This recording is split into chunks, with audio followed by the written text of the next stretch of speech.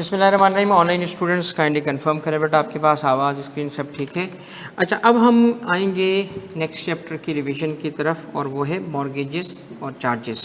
ठीक है, पहले तो इस चैप्टर में हमें ना कुछ टर्म्स हैं, उन टर्म्स को समझना पड़ेगा। कुछ टर्म्स को समझेंगे तो ये चैप्टर आसान हो जाएगा। अदरवाइज़ थोड़ा सा ना ये चैप्टर बच्चों को बोरिंग या मुश्किल लगता है नहीं। मेरे हिसाब से ये बड़ा आसानी से चैप्टर समझ आ जाता है। थोड़ा सा इस सब्जेक्ट, हाँ जी मुझे मिल गई, और ये काफ़ी इंटरेस्टिंग चैप्टर भी है। कैसे? सबसे पहले लेट्स डिस्टिंग्विश सर्टेन टर्म्स। ठीक है, वो टर्म्स हम डिस्टिंग्विश कर लें और उसके बाद हम आगे चल के एक्सप्लेन करेंगे। और वो टर्म्स हैं ये, पहले इसको समझते हैं। इन तीन लफ्ज़ों को पहले समझेंगे, फिर हम बाकी कहानी आराम से समझ लेंगे कि क्या है। प्लेज किसे कहते हैं, मॉर्गेज किसे कहते हैं और चार्ज किसे कहते हैं, इस पर पहले हमें क्लैरिटी चाहिए। ठीक है, प्लेज और ये जो आप टर्म्स देख रहे हो ना, ये कंपनीज एक्ट के नहीं हैं, ये आईकेप की बुक में ज़रूर है। और जो कुछ मैंने आपको कवर करवाया आईकेप की बुक में रहते हुए कवर करवाया है। और मेनली उसकी वजह ये है कि चूँकि एमसीक्यू बुक से ही बनते हैं, इसीलिए बुक तक महदूद रहना ज़रूरी है, उससे निकल नहीं सकते हम। ठीक है, जैसे शुरू में ही आज मैंने आपको कहा था कि कंपनीज एक्ट भी यूज़ किया जा सकता है, बेयर एक्ट भी यूज़ किया जा सकता है। और अल्हम्दुलिल्लाह मेरे पास one of the best collection है कंपनी लॉ के बुक्स की, जस्ट लाइक टैक्स की बुक्स की। मगर उनको यूज़ नहीं करना चाहिए, क्योंकि आपकी जो पेपर पास करने की रिक्वायरमेंट है उसके हिसाब से जाएंगे। तो उसमें आईकेप की बुक में ये चीज़ें मौजूद है। कोई ऐसी चीज़ मैंने नहीं कवर की, जहाँ भी मैंने थोड़ा लिखा है ना तो बता दिया है, नॉट इन आईकेप बुक, ताकि आप उसको समझ के छोड़ दो। तो ये आईकेप की बुक में हैं, अलबत्ता ये आपके कोर्स में होने के बावजूद कंपनी लॉ में नहीं है। अब कंपनी लॉ का कोर्स है, उसमें ये कहीं और से लाएं, कहाँ से लाएं, क्यों लाएं, ये कॉन्सेप्ट बनाने के लिए लाएं। ठीक है, पहला पॉइंट क्या है, प्लेज। प्लेज कहाँ डिफाइंड है, कॉन्ट्रैक्ट एक्ट में। क्या है pledge? Bailment of goods as security. Bailment का क्या मतलब होता है, बिजनेस लॉ में पढ़ा होगा। Bailment of goods as security for repayment of a debt और performance of a promise. Okay, अब समझिएगा, pledge relates to movable assets. अब इसमें एक पॉइंट नोट करें कि जो प्लेज है, प्लेज रिलेट्स टू किसके साथ है? Pledge relates to movable assets whose physical possession is with the lender as security. अब सबसे इंपॉर्टेंट बात पता है इसमें क्या है? पहली बात, two point to be noted कि इसका ताल्लुक मूवेबल एसेट से। पॉइंट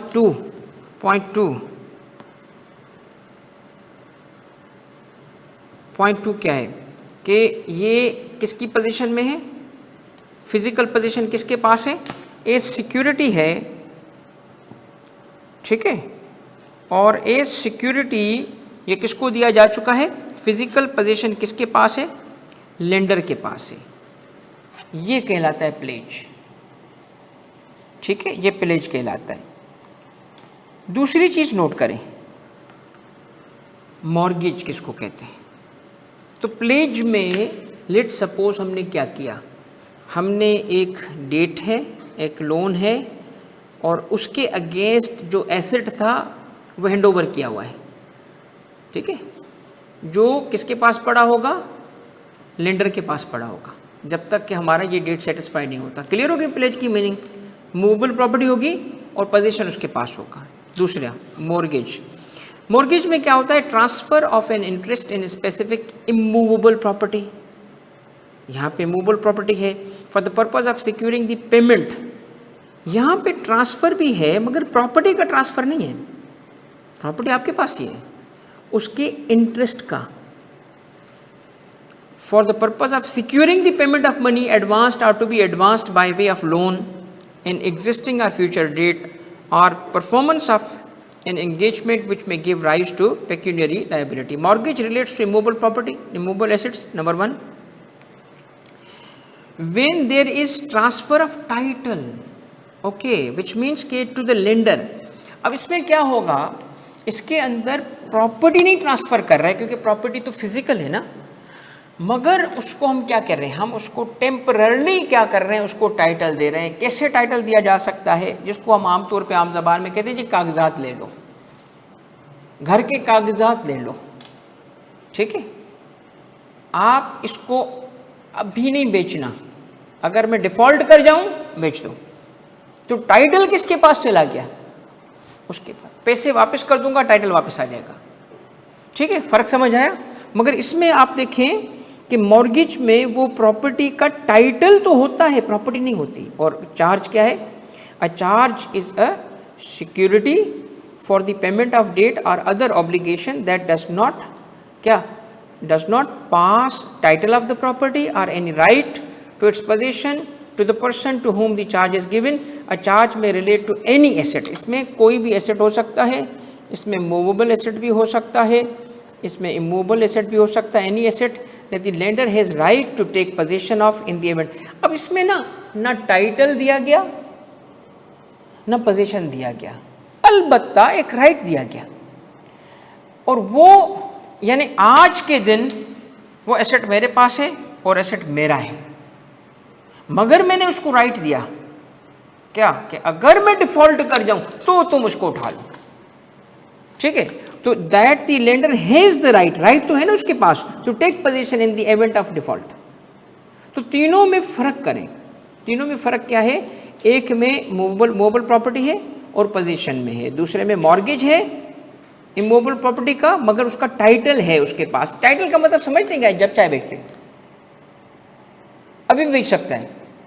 टाइटल का मतलब है वो उसकी ओनरशिप में चला गया है, प्रॉपर्टी मेरी, मेरे कब्जे में, मेरी पोजीशन में यूज कर रहा हूं, बट मैंने उसको दे दिए, और जैसे मैं उसकी पेमेंट करूंगा फिर वो मुझे वापस करेगा टाइटल। अलबत्ता चार्ज की सूरत में ये दोनों नहीं होते। हाँ, राइट जरूर देते हैं हम कि अगर हम डिफॉल्ट करेंगे तो आके पोजीशन ले लेना, करेक्ट। फर्क समझ आ गया सब में। और इसमें चार्ज में याद रखिएगा एसेट कोई भी हो सकता है, एसेट इसमें मूवेबल भी हो सकता है, मूवेबल हो सकता है। अब इसमें चार्जेस दो किस्म की हैं, एक चार्ज कहलाता है फिक्स चार्ज, एक कहलाता है फ्लोटिंग चार्ज। अच्छा, फिक्स चार्ज का मतलब क्या है, फिक्स चार्ज का मतलब है कि मेरी टोयोटा करोला गाड़ी नंबर ABC 123 ये चार्ज है, तो उस गाड़ी के अगेंस्ट चार्ज क्रिएट होगा। कल वो मेरी बाइक नहीं उठा सकता, ठीक है, किसी स्पेसिफिक एसेट के अगेंस्ट हमने चार्ज क्रिएट किया है। The charge which is created on identified assets like specific land, building या कोई प्लांट होगा, मशीनरी होगी। फ्लोटिंग किसको कहते हैं, फ्लोटिंग चार्ज की सबसे आसान मिसाल समझाने की है स्टॉक एंड ट्रेड। मैं एक प्रोडक्ट बनाता हूँ और प्रोडक्ट की मेरी एक वक्त में एक स्टॉक ज़रूर पड़ा होता है। सपोज करते हैं कि मेरा स्टॉक पड़ा होता है 1 करोड़ रुपए का, तो मुझे लोन चाहिए था कोई 50 लाख रुपए का। मैंने कहा अच्छा एक काम कर लो, मैं आपको चार्ज क्रिएट करवा रहा हूँ। चार्ज क्रिएट करने का मतलब उसका राइट है, लीगल राइट है कि इन द इवेंट ऑफ डिफॉल्ट आके उठा लो। तो वो जिस वक्त मैंने चार्ज क्रिएट किया उस वक्त स्टॉक इन ट्रेड में, और सपोज करें मैं ऐसी प्रोडक्ट बनाता हूँ जिसमें सीरियल नंबर भी लगता है, अब समझाने के लिए बता रहा हूँ, सीरियल नंबर होता नहीं है ज़रूरी। उस वक्त सीरीज़ चल रही थी 50,100 वाली, अब 50,101, 50,102, 50,103 करके ये मेरे पास गुड्स बनी थी। तो उस वक्त की अगले 3 दिन में बिक गई, अब वो एसेट तो चले गए वो सीरीज़ वाले। अब मैं डिफ़ॉल्ट करता हूँ अगले साल, उस वक्त तो वो चीज़ें होंगी नहीं उस वक्त, तो इसको कहते हैं फ्लोटिंग चार्ज। फ्लोटिंग चार्ज का मतलब क्या है, जैसे ही 50,101 बिका तो उसकी जगह वो जो दूसरा बना उस पर चार्ज आ जाएगा। स्टॉक एंड ट्रेड का फ्लोटिंग चार्ज है कि एक वक्त में जो भी स्टॉक होगा वो उस पर चार्ज है, अगर वो चला गया तो दूसरा स्टॉक में आ जाएगा, उस पर चार्ज चला जाएगा, ठीक है। और ये बड़ी इंटरेस्टिंग चीज़ क्या है, फ्लोटिंग चार्ज सिर्फ कंपनीज को अलाउड है। फ्लोटिंग चार्ज जो फाइनेंशियल इंस्टीट्यूशन है ना वो आम लोगों का नहीं मानता, इंडिविजुअल्स का नहीं मानता, सिर्फ कंपनीज का मानता है फ्लोटिंग चार्ज, किसी और को नहीं ये राइट देता, ठीक है। तो फ्लोटिंग चार्ज हो या फिक्स चार्ज हो, ये दो किस्में हैं, ठीक हो गई बात। अब मॉर्गेज की कंपनी लॉ की डेफिनेशन देख लें। कंपनी लॉ में mortgage or charge means an interest or lien created on the property or assets of the company any undertaking. यार इसे कुछ भी नहीं समझ आया, इसीलिए आईकेप ने क्या किया है, ये कॉन्सेप्ट डिटेल में समझा दिए। ये क्लियर हो गए ना, अब आप आराम से चैप्टर को समझेंगे। तीन लफ्ज़ कौन से थे? प्लेज, मॉर्गेज और चार्ज। प्लेज में क्या होता है? मूवेबल प्रॉपर्टी और पोजीशन भी दे दी। मॉर्गेज इमूवेबल प्रॉपर्टी का टाइटल दिया जाता है, पोजीशन नहीं। और चार्ज, तो चार्ज बताएं। इसमें पहले तो नेगेटिव बातें बताएं ना, ला इला में पहले ला इला आता है फिर इल्लल्लाह आता है। पहले बताएं कौन सी उसमें नहीं होंगी चीज़ें। ना टाइटल देंगे ना पोजीशन देंगे, सिर्फ राइट देंगे। ठीक है, चार्ज किस चीज़ का है? राइट का है, to take position in the event of a happening. ठीक है, अच्छा अब आ जाए इसमें कंपनीज के लिए बोरोइंग पावर्स की बात। अब बेसिक से आ रहे हैं। पहली बात यह है कि कंपनी के मेमोरेंडम में अगर लिखा हो या ना लिखा हो, लिखा हो या ना लिखा हो, डीम्ड ये है कि कंपनी लोन ले सकती है। ठीक है, अब कंपनी लोन ले सकती है, उसमें ये पावर क्या है? ये पावर इम्प्लाइड पावर कहलाती है। इम्प्लाइड पावर है, बाय इट्स वेरी नेचर ये चीज़ शामिल होती है। ठीक है, अच्छा restriction on borrowing powers. Restriction on borrowing powers क्या है? Public company shall not exercise any borrowing powers unless क्या होगा? Its documents have been accepted and registered by the registrar for the commencement of business. इसका मतलब क्या है कि public company को, आपको अभी आज हमने ये रिवाइज किया कि पब्लिक कंपनी फौरी बिजनेस नहीं स्टार्ट कर सकती। पब्लिक कंपनी के बिजनेस स्टार्ट करने के लिए कमेंसमेंट ऑफ बिजनेस का सर्टिफिकेट होना ज़रूरी है। तो जब तक उसके पास कमेंसमेंट ऑफ का सर्टिफिकेट नहीं आएगा तब तक बोरोइंग पावर एक्सरसाइज नहीं कर सकते। फिर क्या है? क्यों, देखिए एक बात समझे, उसकी वजह क्या है? प्राइवेट पे क्यों नहीं लिमिट है? क्योंकि उसमें पब्लिक के पैसे। आपको अंदाज़ा है कि अगर इसको ये होता कमेंसमेंट से पहले पैसे लेके भाग जाए। कंपनी बनाना कौन सा मुश्किल काम है? कोई भी उठ के कंपनी बना सकता है। सिंपली 2-4 ड्राफ्टिंग के पेपर होते हैं, बने बनाए मिलते हैं, गए एक फ्रॉडिया गया, कंपनी बनाई और लोगों से लोन लेना, पब्लिक से उसने पैसे लेना शुरू किए, एक सिक्योरिटी इशू करके, रुपया सर्टिफिकेट जैसे एंग्रो का था। तो बड़ी कंपनी है मगर उसने इस किस्म का कोई डिवाइस यूज़ किया, पैसे जमा हो गए, 8-10 करोड़ में भाग गया। तो इसीलिए ना उसके लिए ज़रूरी है कि कमेंसमेंट्स में पता क्या होता है? पहले आईपीओ इशू हो चुका होता है, बोर्ड पे लोग आ चुके होते हैं, उसमें मतलब वो फिर मुश्किल हो जाता है उनके लिए। पावर टू प्लेज और मॉर्गेज और चार्ज कंपनीज एसेट्स। अब जब आप लोन ले सकते हो तो फिर ये भी तो कर सकते हो ना कि उस लोन की सिक्योरिटी में प्लेज भी, company has the powering power को, उसके साथ क्या है? प्लेज भी, मॉर्गेज भी और चार्ज भी, ये तीनों चीज़ें कर सकती है। अब आपको समझ आएगा प्लेज क्या है, अब आपको समझ आएगा मॉर्गेज क्या है, अब आप समझ जाओगे चार्ज क्या है। ये तीनों इजाज़त है, कंपनी कर सकती है, अपने एसेट्स को इस तरह कर सकती है। Manner of exercising borrowing powers क्या होंगे? आर्टिकल्स में प्रोवाइड द मैनर। ओके, अब ये नॉर्मली क्या होगा? जनरल मीटिंग में या पावर में भी वेस्टेड आर्टिकल में लिखा होगा कि बोरोइंग की डिसीजन कौन लेगा, मेंबर लेंगे या बोर्ड लेगा, ये फैसला आर्टिकल्स में किया जाता है। अल्ट्रा वायरिस ऑफ बोरोइंग क्या है? If the company borrows money without or in excess of the powers conferred by the memorandum, the borrowing shall be ultra virus, or any borrowing which is intra virus the company but beyond the limit prescribed by articles for the board, the borrowing is ultra virus. Ultra vires का मतलब क्या होता है कि ये गैर कानूनी है, खिलाफ वर्जी हो रही है। अल्ट्रा वायरिस किसका? कानून का, कॉन्स्टिट्यूशन का, मेमोरेंडम का, आर्टिकल्स का। अल्ट्रा वायरिस मतलब उसकी खिलाफ वर्जी हुई है, खिलाफ वर्जी हुई है, उसके बरखिलाफ गए। देखिए इसका एक सिर्फ कमेंट है कि प्रिस्क्राइब आर्टिकल्स ने अगर लिमिट लगाई हो, आर्टिकल्स में लिमिट ये हो कि अगर बोरोइंग होगी 50 लाख रुपए तक की तो फिर ये फैसला बोर्ड करेगा, उससे ऊपर की होगी तो फिर वो जनरल मीटिंग में डिसाइड होगा, मेंबर्स करेंगे। और 50 लाख रुपए की जो लिमिट थी वो क्रॉस कर गया बोर्ड, हालांकि बोर्ड को इजाज़त है बोरोइंग पावर एक्सरसाइज करने की, वो इंट्रा वायरिस है यानी लीगल है, विद इन द लिमिट है, with in the prescribe procedure है, उसमें गैर कानूनी चीज़ कुछ नहीं थी, क्योंकि बोर्ड को पावर है कि वो बोरोइंग कर सकते हैं कंपनी के लिए, अलबत्ता लिमिट प्रिस्क्राइब थी। तो कहते हैं अगर लिमिट एक्सीड कर गया तब भी अल्ट्रा वायरिस हो जाएगा, लिमिट को भी फॉलो करना है। विच मीन्स के बुनियादी तौर पे बात क्या कही गई है कि अगर बोर्ड को पावर नहीं है बोरोइंग की और बोरोइंग की अल्ट्रा वायरिस। अब ये गौर से देखो, इसकी बड़ी लीगल कॉन्सिक्वेंस होता है। कहता है if the company borrows money without or in excess of the powers conferred. यहाँ कंपनी का मतलब कौन काम कर रहा होगा? बोर्ड। बोर्ड होगा ना जो उसके लिए वो कंपनी बताते खुद क्या है, बोर्ड या मेंबर्स। तो कहता है द बारोइंग इज क्या? Ultra वायरीज of the company. Of the company का क्या मतलब हुआ? ऑफ द कंपनी का क्या मतलब हुआ? इसका मतलब है कि यहाँ ये जो खिलाफ वर्जी कंपनी के साथ हुई है, किसने की खिलाफ वर्जी? कंपनी की। खुद कंपनी ने अपने साथ की? नहीं, डायरेक्टर्स ने की। डायरेक्टर के पास पावर नहीं थी, फिर भी उन्होंने लोन ले लिया। तो अब कंपनी के खिलाफ लायबिलिटी नहीं होगी, किसके खिलाफ होगी? डायरेक्टर के खिलाफ होगी। अल्ट्रा वायरीज ऑफ द कंपनी है वो, कंपनी ने उसको थोड़ी इजाजत दी थी। मगर अगर इजाजत थी और लिमिट सेट थी, यानी इजाजत होने का मतलब क्या? इंट्रा वायरीज है। इंट्रा वायरीज मतलब with in the limit, with in the law. मगर लिमिट के क्रॉस कर गया तो भी अल्ट्रा वायरीज हो जाएगा। फॉर्म ऑफ बोरिंग क्या होगा? डिबेंचर इशू किए जा सकते हैं, ठीक है। Effectively any security issued by company to raise capital other than share is debenture. कोई भी सिक्योरिटी, कोई भी वे जिसमें वो क्या कर रही है कंपनी, कैपिटल रेज करेगी। तो कैपिटल रेज करने के दो ही तरीके हैं, इक्विटी है और डेट है। तो इक्विटी के अलावा बाकी सब फॉर्म्स को डिबेंचर कहा जा सकता है। डिबेंचर का मतलब क्या है? Debenture is basically a document which represents a loan. तो लोन की कोई भी फॉर्म हो सकती है। मैंने अभी एक मिसाल दी आपको, शायद एक चीज़ मिल जाए। ये एक तरीका देखें, एंग्रो कॉरपोरेशन ने, काफ़ी साल पुराना है,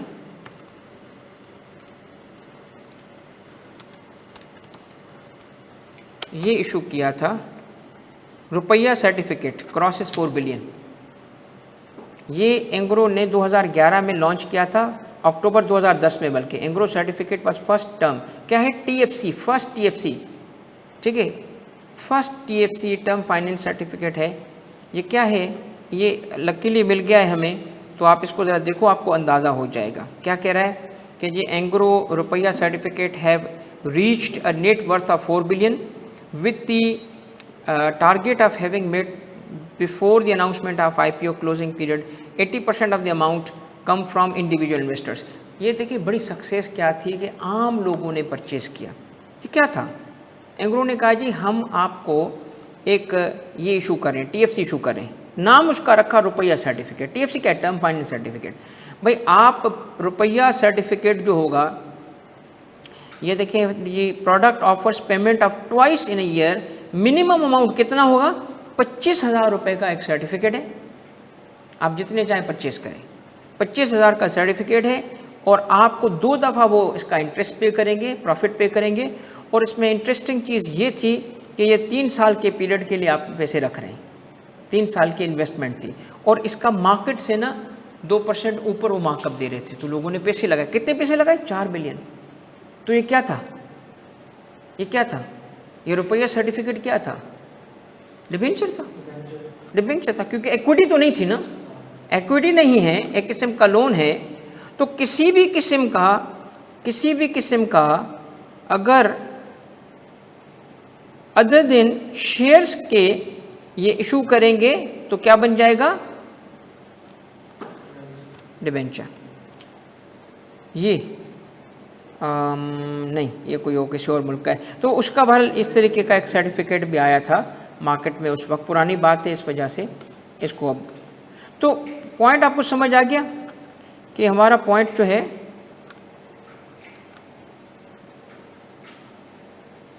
ठीक है। तो हर उस चीज़ को हम क्या कहेंगे? डिबेंचर कहेंगे। पब्लिक कंपनी में issue debenture to public or में issue debenture to any person privately. Public company को पब्लिक को डिबेंचर देने की, इसका मतलब समझते हैं क्या है? अब थोड़ा फ़र्क समझें डिबेंचर में और बैंकिंग में।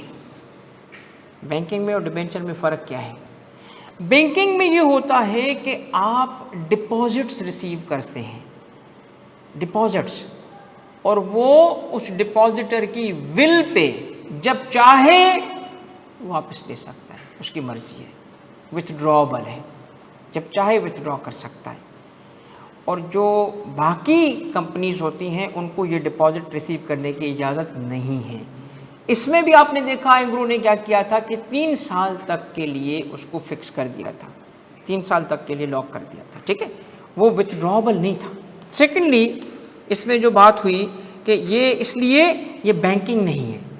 प्राइवेट कंपनीज़ को तो इजाज़त नहीं है, ना वो डिबेंचर पब्लिक को दे सकते हैं, ना शेयर दे सकते हैं। पब्लिक कंपनी डिबेंचर दे सकती है किसी न किसी इंस्ट्रूमेंट की फॉर्म में, ठीक है। डिबेंचर में भी सिक्योर्ड और अनसिक्योर्ड, इसके अगेंस्ट आप सिक्योरिटी भी दे सकते हैं, नहीं दे सकते। और क्रेडिट इंस्टीट्यूशंस जो होंगे, ये कमर्शियल बैंक्स, इन्वेस्टमेंट बैंक्स, मुदारबा, इस्लामिक नॉन NBFCs और अदर, ये सब के सब इसमें होते हैं। बोरोइंग फ्रॉम इनसे की जा सकती है, पब्लिक से भी बोरोइंग की जा सकती है, और फाइनेंशियल इंस्टीट्यूशन से भी कंपनी बोरोइंग कर सकती है, ठीक है। ये फॉर्म्स हमने देख लिए थे कि कौन से थे जिसके ज़रिए बोरोइंग की जा सकती है। अब रिक्वायरमेंट ऑफ रजिस्ट्रेशन आती है। कंपनी ने जब भी क्या करना है, जब भी उसने ये काम करना है, रुको एक मेरी बात सुनिए, कंपनी के कौन से एसेट्स प्लेज किए हुए हैं या मॉर्गेज हैं या सिक्योर किए हुए हैं, इस सेंस में अब आप कोई भी थर्ड पार्टी, अब मैं अगर किसी कंपनी से डील करने जा रहा हूँ और मैं कंपनी को कोई जो है वो पेमेंट दे रहा हूँ डेट सिक्योरिटी के अगेंस्ट या लोन दे रहा हूँ, सोचें ज़रा, तो मुझे क्या पता कि पहले किस किस ने ये काम किया था, कंपनी की वर्थ क्या है। सडनली मुझे पता चले कि सारे एसेट्स पहले वो प्लेज करा के या मॉर्गेज करा के बैठे हैं सिवाय बाइक के, और मेरे लिए बाइक ही रह गई थी। तो पैसे देने से पहले मुझे तो पता चले ना, आम बंदे को, मुझे तो प्रोटेक्ट करे ना कंपनी लॉ। ये कंपनी लॉ प्रोटेक्ट कर रहा है आम लोगों को, प्रोटेक्ट कर रहा है फाइनेंशियल इंस्टीट्यूशंस को। क्या कह रहे हैं, कहता है क्या इस कंपनी ने पहले लोन लिया था? हाँ। इसने कोई एसेट प्लेज किया था? यस कर सकता है। मॉर्गेज किया था? कर सकता है। चार्ज की रेट किया था? तो कहता है आम लोगों को कैसे पता चलेगा, फाइनेंशियल इंस्टीट्यूशन को कैसे पता चलेगा? कहते हैं कि जैसे ही कंपनी ये काम करेगी, इन्फॉर्म करेगी किसे? रजिस्ट्रार को, और रजिस्ट्रार क्या करेगा? अपने पास रिकॉर्ड करेगा। तो मुझे उस कंपनी में पैसे लगाना से पहले क्या करना चाहिए? पहले रजिस्ट्रार से पूछना चाहिए इसके कौन से एसेट इस वक्त चार्ज किए हुए हैं, ताकि मैं अंदाज़ा लगाऊं कि यार इसके सारे एसेट चार्ज किए हैं, मेरे तो पैसे डूब जाएंगे, मुझे तो कुछ नहीं मिलेगा कल। आवाज़ समझ रहे हो? तो अब बात ये है कि किसी भी कंपनी में कोई फाइनेंशियल इंस्टीट्यूशन है और वो उसको लोन देते वक्त वो चेक तो करे ना कि इस कंपनी के एसेट्स में से कितने एसेट्स और बैंक्स ने और फाइनेंशियल इंस्टीट्यूशन ने क्या किए हुए हैं, सिक्योर किए हुए हैं, प्लेज किए हुए हैं, मॉर्गेज किए हुए हैं। अब आपको जब पता चला तो आपने क्या किया? आपने कहा भाई तेरे सारे के सारे एसेट जो है वो XYZ बैंक के पास ऑलरेडी चार्ज है, मेरे लिए तो कुछ है ही नहीं। अब जो जितने पैसे मांग रहा है तो मैं इतने एसेट्स पे तो पैसे नहीं दूंगा तुझे, मेरे लिए एसेट ला पहले। अब पता कैसे चला? कंपनी लॉ ने हेल्प की, रजिस्ट्रार ने, कंपनी लॉ ने हेल्प की मेरी। कैसे? कंपनी लॉ ने उसको कहा था क्या, पहली दफ़ा वो जब गया था ना, पहली दफ़ा तो यूँ ब्रेकअप थोड़ी था। ब्रेकअप ये था कि पहले ये एसेट्स जो थे वो सिक्योर हो रहे थे, तो उस कंपनी पे पाबंदी है क्या भाई, आपने क्या किया, एसेट्स को चार्ज किया है। ओके, किसके पास? Financial institution. ठीक है, अब क्या करो? रजिस्ट्रार को इन्फॉर्म करो, रजिस्टर करवाओ, बताओ उसको। तो मैं जब दूसरा बंदा गया तो कंपनी के पास नहीं जाऊंगा, रजिस्ट्रार के पास जाऊंगा, ज़रा बताइएगा कि इसके कौन से एसेट्स चार्ज किए हुए हैं। वहाँ से मुझे न्यूज़ मिलेगी, वहाँ से मुझे इन्फॉर्मेशन मिलेगी, फिर मैं फैसला करूँगा। अच्छी बात है ना। ये वाला जो काम किया गया है ऐसे किया गया। कहते हैं कि कंपनीज एक्ट रिक्वायर करता है फॉलोइंग चार्जेस को, इन चार्जेस को, कि ये क्या होंगी, रजिस्टर होंगी। किसके पास रजिस्टर होंगी? रजिस्ट्रार के पास। बताना पड़ेगा उसको, रजिस्टर कराना पड़ेगा। एनी, जिसका ताल्लुक किससे होगा? इमूवेबल प्रॉपर्टी, जिसका पर्पस क्या होगा? Securing any issue of the debenture, जिसमें बुक डेट्स होंगे। बुक डेट्स क्या है? Money not debt received from the customers who owe it, तो उसको बुक डेट्स कहते हैं। फ्लोटिंग चार्ज भी हमेशा रजिस्टर कराना पड़ेगा। शिप और एयरक्राफ्ट होगा, रजिस्टर कराएंगे, बड़े एसेट से, इसलिए big ticket. Share in ship तभी होगा। Goodwill, intellectual property, register. Movable property, अगर मॉर्गेज है, चार्ज है या प्लेज है ऑन एनी मूवेबल प्रॉपर्टी, गया, इसका मतलब सारे एसेट्स ही तो आ गए। उसके बाद क्या है? रिडीमेबल कैपिटल है। उसके बाद कंडीशनल सेल अगर की है किसी चीज़ की, तो ये सारे के सारे केसेस में आपको क्या करना होगा? उस चार्ज को रजिस्टर कराना पड़ेगा, और चार्ज को रजिस्टर कराने के लिए आपको इन्फॉर्म करना पड़ेगा। किसको इन्फॉर्म करना पड़ेगा? रजिस्ट्रार को। अब ये वाला थोड़ा सा मुश्किल एरिया है, इसलिए मैंने इस पर नोट भी लगाया है मैं आपको एक्सप्लेन भी करता हूँ। Where negotiable instrument has been given to secure the payment of any book dates of a company.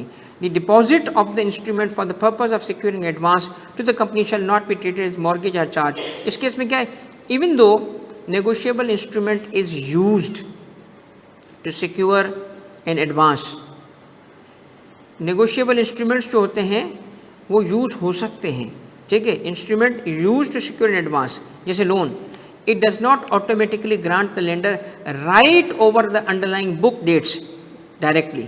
Instead, it secures the date owed to the lender through the negotiable instrument itself without creating separate claim on the book dates. अब इसकी एक मिसाल ले लेते हैं कि let suppose कि मैंने किसी को कहा कि देखो एक काम करो, ये लो चेक। चेक क्या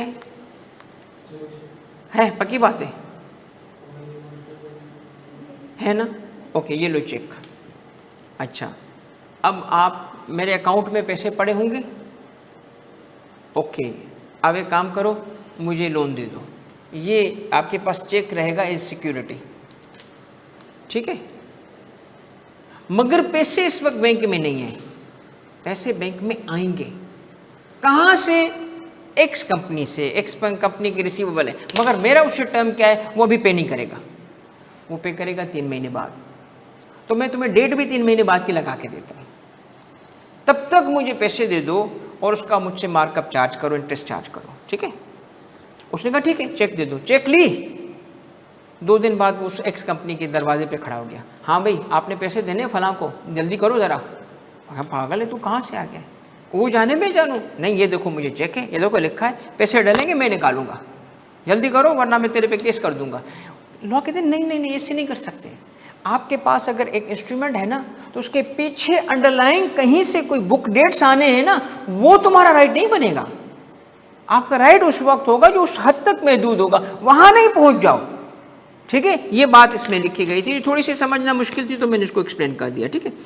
फिर क्या है, company for charge mortgage and charge must file specified particulars, और उसमें मॉर्गेज है, चार्ज है, together with copy of the instrument if any verified in the prescribe manner by which the mortgage charge created. Evidence होगा, देखिए agreement होगा ना, आप कैसे चार्ज क्रिएट करते हो, कैसे मॉर्गेज क्रिएट करते हो, एग्रीमेंट साइन करते हो, तो उसको आप क्या करोगे, वो कॉपी ऑफ द इंस्ट्रूमेंट आपको जमा करना पड़ेगा, ताकि कोई भी आए तो कंप्लीट। ये नहीं होगा अच्छा जी मैंने ना ये एसेट भाई ऐसे किया तो कैसे किया, क्योंकि एक चीज़ समझिएगा और कि मॉर्गेज एंड चार्ज की कुछ और डिटेल्स भी हैं जो कोर्स में नहीं है, तो वो कैसे पता चलेंगी उसको, जो आपने अभी इसको एक टर्म इस्तेमाल होता है बड़ा, पारी पासू। अब पारी पासू क्या है, सुना है आपने पारी पासू? पारी पासू चार्ज, ये पारी पासू जो है ना, ये चार्ज क्रिएट किया जा सकता है। और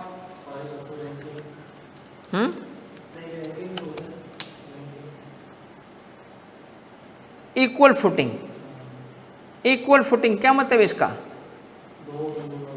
दो बंदे, 2 लोगों ने, अब क्या था, आपने ऑलरेडी एक एसेट जो है वो चार्ज किया हुआ था, दूसरी कंपनी दूसरी बैंक से भी लोन लिया, उसने कहा एसेट दो, कहते यही एसेट है।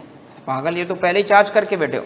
नहीं, मैं डिफ़ॉल्ट करूंगा तो नुकसान होगा ना उस मेरा, मैं डिफ़ॉल्ट नहीं करता, तुम्हारा डिफ़ॉल्ट करूंगा, पहले तू ले लेना, दोनों बराबर हैं।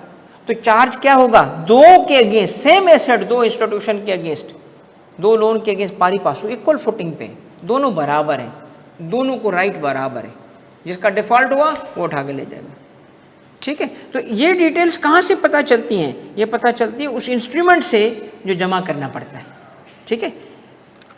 उसके बाद आता है if created outside Pakistan. Outside Pakistan में अगर आपकी if in case of mortgage or charge created outside Pakistan, mortgage and charge outside Pakistan है comprising solely property inside Pakistan. क्या मतलब? इसका मतलब कंपनी ने किसी बाहर के फाइनेंशियल इंस्टीट्यूशन से लोन लिया और वहाँ पाकिस्तान में मौजूद प्रॉपर्टी को उसने चार्ज करवाया है, मॉर्गेज कराया। अब क्या करेंगे?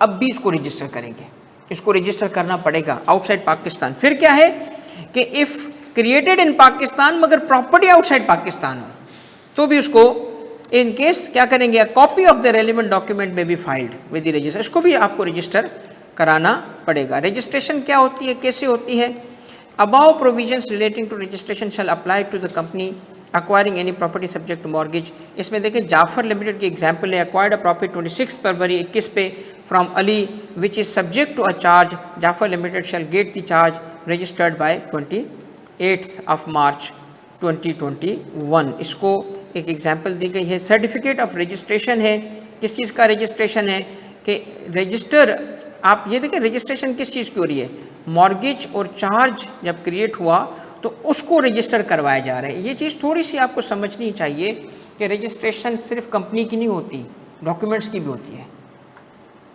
डॉक्यूमेंट्स रजिस्टर होते हैं, ये अथेंटिक डॉक्यूमेंट है कि नहीं है, जाके कंसर्न कुछ होता है उसमें, उस डिटेल में नहीं जाऊंगा, टाइम कम है, वरना वहाँ जाके रेलिवेंट इदारों के पास आप डॉक्यूमेंट भी रजिस्टर करा के आते हो ताकि कल कोई क्वेश्चन ना कर सके आपके डॉक्यूमेंट को. तो वो उसका सर्टिफिकेट इशू करते हैं कि हाँ जी आपकी फलां जो डीड है उसको हम रजिस्टर करें. तो registrar shall issue certificate under his signature authenticating his official seal में. इसका मतलब क्या है, आपको वो मॉर्गेज या चार्ज रजिस्टर कराया, आपके पास एविडेंस भी है कि आपने चार्ज कराया. ठीक है. कंस्ट्रक्टिव नोटिस क्या होता है? Constructive notice refers to a legal principle where certain information deemed to be known and accessible to all parties regardless of whether. देखो आप बिजनेस कर रहे हो, बच्चे तो आप भी नहीं हो ना. कंस्ट्रक्टिव नोटिस क्या है यार, देखो अगर किसी जगह पे लिखा है, किसी भी जगह पे वो बोर्ड लगाते हैं कि जी यहाँ पे क्या बिरयानी बिकती है, यहाँ पे जी वो अपना हलीम बिकता है, तो क्या एक्सपेक्ट करोगे अंदर जाके? तो ये जो बोर्ड लगाया है या जो उसकी पूरा पैराफर्नेलिया है, उसे क्या एक्सपेक्ट करते हो? ये नोटिस है, कंस्ट्रक्टिव नोटिस है, अजम्पशन है. इतना तो सबको पता होगा ना कि बिरयानी हाउस है तो बिरयानी मिलेगी. तो कहता है कि a person acquiring the company property shall be deemed to have concern. एक बंदा कहता है आपसे मैं प्रॉपर्टी परचेज की, पता चला वो तो पहले ही जो है वो मॉर्गेज की हुई थी. अब मॉर्गेज की हुई थी, आपने कंपनी पे केस फाइल कर दिया कि इसने मुझसे धोखा किया है, मुझे इसने मुकम्मल फैक्ट्स नहीं बताए, क्योंकि इसने बताया नहीं था कंपनी ने कि ये जो है वो मॉर्गेज है प्रॉपर्टी. तो कंपनी उसको क्या कहेगी? We were not suppose to tell you. क्यों? क्योंकि द मोमेंट हमने रजिस्टर कर दिया ना रजिस्ट्रार के साथ, तो अजम्पशन ये है कि तुम्हें मालूम होना चाहिए था. इसको कहते हैं constructive notice. Registration is a constructive notice. जाओ खुद मालूम करो, तो हमने धोखा थोड़ी किया, क्यों बताया तुम्हें? रजिस्ट्रेशन कराना हम पे रिक्वायर्ड इसलिए था कि यही हमारा कंस्ट्रक्टिव नोटिस है कि जाओ और पहले मालूमात लो. हम तो अंडर एजम्पशन होंगे कि तुम्हें पता था. ठीक है. इफेक्ट्स ऑफ नॉन रजिस्ट्रेशन क्या होते हैं? कंपनी फेल्स कि वो नहीं करती, निगलेक्ट करते हैं मॉर्गेज चार्जेस फोर्सेस, मॉर्गेज या चार्ज वुड बिकम वॉइड, और वो मॉर्गेज या चार्ज ही वॉइड हो जाएगा. और shall not be accepted in such by the at the time of liquidation. अब इसका मतलब समझते हो क्या है? इसका मतलब है जो फाइनेंशियल इंस्टीट्यूशंस पैसे देते हैं ना, टेंशन उनकी है, टेंशन उनकी है, कंपनी की नहीं है. आप इसमें आप आगे चल के देखें कि अगर किसी बैंक ने किसी को पैसे दिए और एक एसेट को चार्ज क्रिएट किया और वो कंपनी चार्ज रजिस्टर ही नहीं करा रही, तो फिर टेंशन किसको पड़ जाएगा? बैंक को. तो लॉ बैंक को कहता है तू जाके रजिस्टर करा ले, जाओ रजिस्टर करा लो और जिसके चार्जेस हो कंपनी से ले लो. क्यों? क्योंकि अगर वो कंपनी वाइंडिंग अप पे चली गई तो उस चार्ज को लिक्विडेटर नहीं मानेगा, कहेगा नहीं आपका चार्ज नहीं है, मैं इसको मानता ही नहीं हूँ. क्योंकि अगर आपको ये चीज़ पता हो कि वाइंडिंग अप की सूरत में क्रेडिटर्स की क्लासिफिकेशन में जो सिक्योर्ड क्रेडिटर होता है उसको प्रेफरेंस दी जाती है, तो वो कहेगा पहले मैं हूँगा. कहते तू चल लाइन में पीछे हो जा, तू नहीं है पहले, तो तुझे नहीं मानता. क्यों नहीं मानता? इसलिए तो तुम्हारा चार्ज लीगल ही नहीं है, रजिस्टर्ड ही नहीं है वो. तो कहते ये डॉक्यूमेंट से, ये देखो, नहीं डॉक्यूमेंट को मांगूंगा नहीं. बात समझ आ गई? ड्यूटी ऑफ द कंपनी, खुद ये काम कंपनी ने करना है जो लोन ले रही है, और अगर वो ना करे तो फाइनेंशियल इंस्टीट्यूशन भी वो कर सकता है. ये बात मैंने एक्सप्लेन कर दी. अच्छा, मॉडिफिकेशंस इन दी पर्टिकुलर्स हो जाए वो भी रजिस्टर करने पड़ते हैं, चेंजेस हो जाए वो भी रजिस्टर करने पड़ते हैं और इन्फॉर्म करना पड़ता है.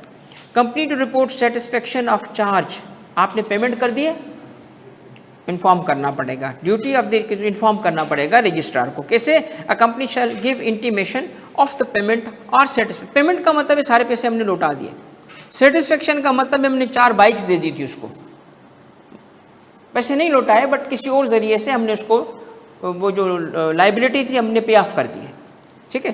Of any mortgage or charge in the manner within 30 days of the date of the payment, क्या करना पड़ेगा, वो उसको जो है वो इन्फॉर्म करना पड़ेगा। ठीक है। इफेक्ट ऑफ डिले, डिले हो गया तो क्या होगा, द रिक्वायर्ड पर्टिकुलर्स में बी सबमिटेड विथ एडिशनल फी। देखिए बात ये है, डिले से पब्लिक का इंटरेस्ट तो नहीं होगा ना, अच्छा वो तो ज़बरदस्ती डिले करेंगे, चल बेटा 30 दिन रखा था हम नहीं करते, अब तो डिले हो गया, अब तो नहीं कहते लॉ, फिर भी तुम्हें बताना पड़ेगा, मगर अब फीस बढ़ा देंगे तेरी, क्योंकि तुम बताओ तो सही ना, ताकि पब्लिक को तो एक्यूरेट नॉलेज हम पहुँचा सकें।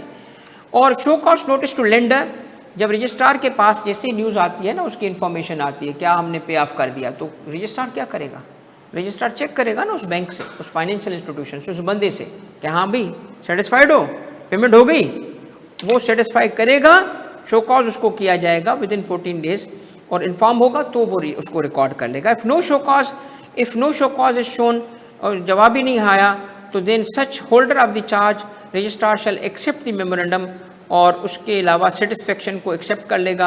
अगर बैंक ने कहा नहीं नहीं नहीं नहीं रुको रुको भाई, कहाँ से कौन सा पैसे, मुझे तो मिले ही नहीं है, तो कहेगा रुको मैं इसको सेटिस्फाइड नहीं मानता। रजिस्ट्रार की क्या पावर्स होती हैं कि registrar may enter in the register of charges and inform the parties concern on evidence being given to him that the debt for which the charge was given has been paid or satisfied that the part of the property or undertaking charge has been released. ये information जो है उसके पास होगी जिसकी पे फैसला। Rectification of register of mortgage क्या है, कंपनी और एनी पर्सन इंटरेस्टेड में apply to commission to grant relief in the following circumstances, omission to file with the registrar particulars of any mortgage charge. हम नहीं रजिस्टर में charge करना चाहते, हमें एक्सेप्शन दे दो, या मॉडिफिकेशन देयर इन, या ओमिशन और मिस स्टेटमेंट, मगर क्यों, commission shall grant relief on being satisfied that के व्हेन एक्सीडेंटल है ड्यू टू इनएडवर्टेंस है or not is not of a nature of prejudicial to the. देखिए अगर कोई ये सिचुएशन साबित कर दे तो फिर उसको रिलीफ दे दिया जाएगा। रिलीफ का क्या मतलब होता है, पेनल्टी नहीं लगेगी। उसके बाद क्या होगा, commission on such terms and conditions may order the time for filing जो होगा वो एक्सटेंड कर दिया गया है, that omission and misstatement को रेक्टिफाई कर दिया गया है। इज और कॉस्ट, ये क्या है बेसिकली, अगर ये रजिस्ट्रेशन करते वक्त किसी से डिले हो गया तो टाइम बढ़ाया जा सकता है, ओमिशन हो गई तो उसको छोड़ दिया जाएगा, रेक्टिफिकेशन की इजाज़त दे दी जाएगी। और इसके अलावा as to the cost of the application, इसका मतलब क्या है कि आपने ये जो प्रोसेस फॉलो करना था नहीं फॉलो किया, अब आप हमारे पास आए हो और कहते हो कि आपकी गलती को छोड़ दिया जाए, टाइम बढ़ाया जाए, तो आपकी वजह से हमें टाइम देना पड़ा, इसकी कॉस्ट पे करो। ये कोर्ट्स में ये तरीका होता है कि अगर कोई, इसका तरीका नॉर्मली कॉस्ट क्या होती है, एक पार्टी ने दूसरी पे केस फाइल कर दिया, केस झूठा था, दूसरी पार्टी दावा करती है कि हमें लीगल चार्जेस से निकाल के दो, इसको कहते हैं order as to the cost, order as to the cost. तो कमीशन उससे कॉस्ट ले सकती है कि तेरी वजह से ये काम करना पड़ा है, हमें कॉस्ट पे करो, ठीक है। और इसके बाद है prior rights not to be affected where the commission extends time for the registration of the mortgage, order shall not be prejudicial to rights acquired in respect of property concerned and prior to the time when the mortgage or charge was actually registered। changes की वजह से ना जो किसी को right मिल चुका होता है वो affect नहीं होता, ठीक है। record and register, ये लास्ट पॉइंट है हमारा। Copy of the instrument creating mortgage और चार्ज, कोई एग्रीमेंट होगा उसको कहा जाता है। Every company shall cause a copy of the following instrument to be kept registered, change नहीं हो रहा, ओके एक सेकंड रुको।